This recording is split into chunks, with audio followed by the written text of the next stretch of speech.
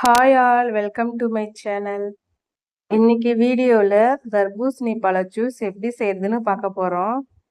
இது summer special juice. தர்பூசணியை சின்ன சின்னதாக கட் பண்ணி எடுத்துக்கோங்க.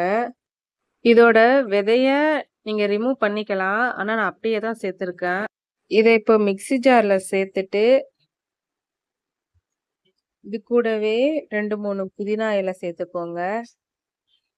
அரை லெமனை பிழிஞ்சு விட்டுக்கோங்க. உங்களுக்கு தேவையான அளவு சுகர் சேர்த்துக்கோங்க. இப்போ இதை மிக்சியில நல்லா அடிச்சுக்கோங்க. இத ஒரு ஜல்லடை வச்சு வடிகட்டிக்கணும். இத வடிகட்டாமையும் அப்படியே சேவ் பண்ணலாம். வடிகட்டினா கடையில கிடைக்கிற ஜூஸ் மாதிரியே இருக்கும். ஸ்பூன் வச்சு இந்த மாதிரி கலந்து விட்டுட்டே இருக்கணும்.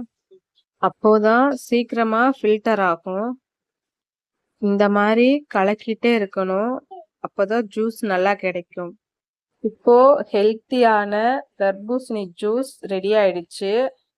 இப்போ ஐஸ் கியூப் சேர்த்துக்கலாம்.